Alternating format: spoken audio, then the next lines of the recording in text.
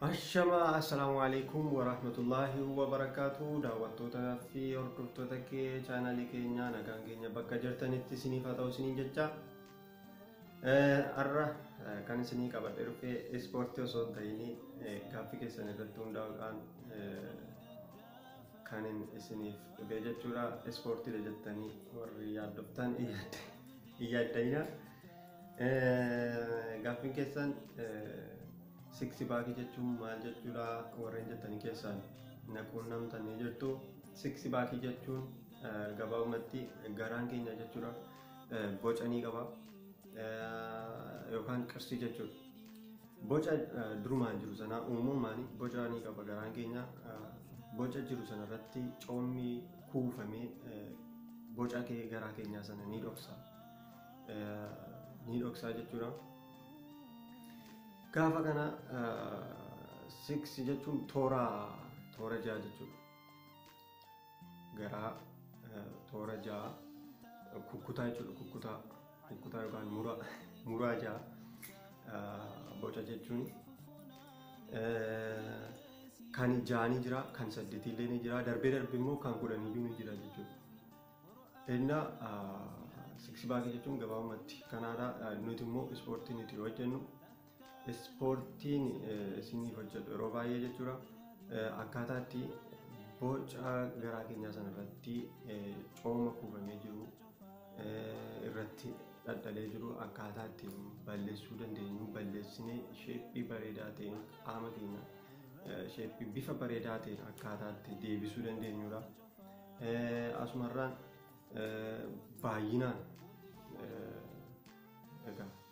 boci yookaan coommi garaa keenya irratti yookas kuufamee baay'atee jedhee nama jibbisiisaa dhukkubaaf illee nama saaxila. Badaa amma kanatti gaarummaan qabu. Akkaataa ispoortii gosa kamiiniyyuu isiniin hojjedhaa jechuudha. Asumarraan isinirraa maaltu eegamaree sabskiraayibii, laayikii, sheerii gochuudha. Laayikii yoo gootan yookaan sabskiraayibii yoo gootan warri yuutuubaroota waan isin gaafatan dhiibbaa isinirraa gaan tokko hin qaban iyyaddayina. Kanaaf maaliif sabskiraayibii namoota amma kanaaf gootan jedhanii waan isin gaafatan hin qaban isaan. Maaliif laayikii gootan jedhanii isin hin gaafatan. Abbaa yuutuubii sanaa gaafatu yoo gaafatan iyyuu malee isin maaliif laayikii sabskiraayibii gootuu callistanii jedhanii isin gaafatan waan ta'eef asumarraan namoota Oromoo ta'an kamiyyuu sabskiraayibii laayikii gochuudhaan bira dhaabbadhaan isin jedha. Akkuma beekamu nuti baay'eedha garuu akka Itoophiyaatti jechuudha. Akka Afrikaatti iyyuu baay'eedha sadarkaa 2-3 waan akkasiirra jira. Garuu social media kanarra hin jiru, karaa YouTube hin jiru. Maaliif kun nutu waliin fayyadu jechuudha. Yeroo waliin fayyadu jedhu hunda miti. Garuu baay'inaan kan keenya dhisnee kan saba biraa caalsifan. Akkuma warqeen qubaa qabanii amartii fakkaatti akkuma Oromoon jedhee mammaaku kan keenya nutti mi'aawu kan saba biraa bakka maal akka ta'an naaf hin galu. Innaa isa kanallee sirreessuu qabna yaada. Maaliif yoomani kan keenya aadaa keenya afaan keenya jaallanne namni biraanillee sabi biraanillee jaallatee nutti dabalamaa jechuudha. Garuu nuti amma fakkeenyaaf diraamaa jechuudha. Diraamaa afaan Oromoo yoo fudhattanii ilaaltanii view meeqa nama meeqatu ilaala walaan irratti ammannaa kaanii maxxansanii. Kan isaanii garuu osoo torban tokko hin guutin miliyoona tokko gala. Maaliif kun?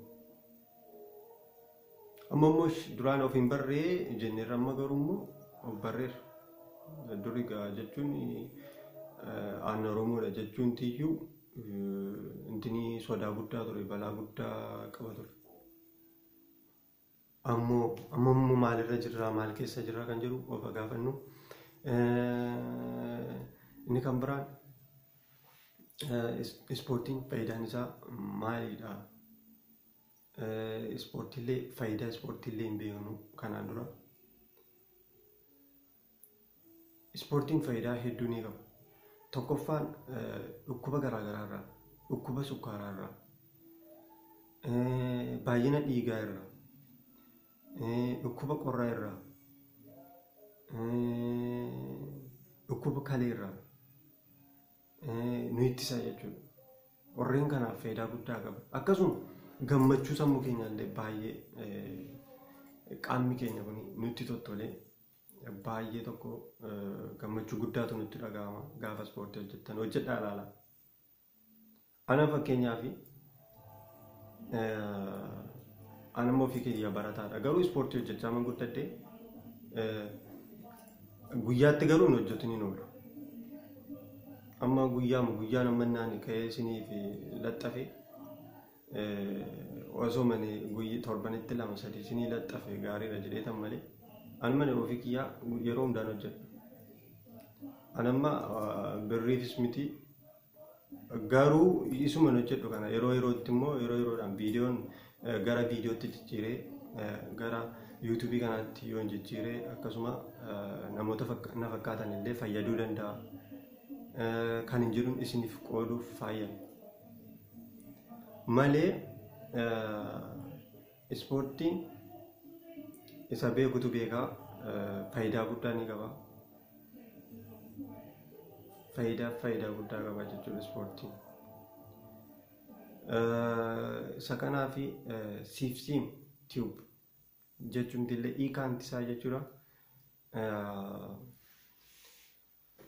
Barumsa gosa fedhee yoo ta'u, ispoortiis haa ta'u, maalis haa ta'u, siif hojjetamaa, siin immoo deebi'ee hojjetamaa jechuudha. Siif hojjetama. Siif siin mee waa maalaalaa maqaa kana. Siif hojjetamaa, siin immoo deebi'ee hojjetama. Maaliin ispoortiinis ogummaan biraas haa ta'u. Ogummaa barbaadanii yoo ta'u, egaa kan hojjetu sinuma, kan inni ittiin hojjetamu immoo sinumaa jechuudha. Bakka gabaabumatti kanaadha. Inna subscribe gochuun illee namoota Oromoo ta'an kamiyyuu akkasittiidhaan jajjabeessuu qabna waa isaan irra jiranii.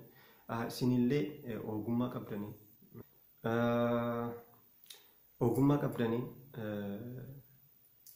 saba keessan bira dhaabbadhaa, aadaa keenya guddisaa, afaan keenya guddisaa isiniin jedha. Yeroo namoonni baay'een kaan aktivistiidha, kaan oduu gaazexeessummaa jechuudha. Warreen kan hojjetan ni jiru. Warreen akkasuma bakka ogummaan bakka irratti hojjechuu danda'a kan jettan irratti YouTube banattanii irratti hojjechuu ni dandeessu. Anammaaf ogummaa nama qabutti ogummaa ispoortii waan ta'eef isiniif qooduuf fedhameeti. Akkasuma warreen yeroo jalqabaadhaaf gara YouTube chaanaalii keenya dhuftanillee baga nagaan dhuftan isiniin jecha asumarraan subscribe ishee jettuu mallattoo diimaa gara harka mirgaa jirtu kanaan itti bu'aa gurraachessaan isiniin jedha. Baay'een isin jaalladhaa, baay'een isin kabajaa. Viidiyoo kan biraan hanga walitti deebinutti nagaan naaf tura.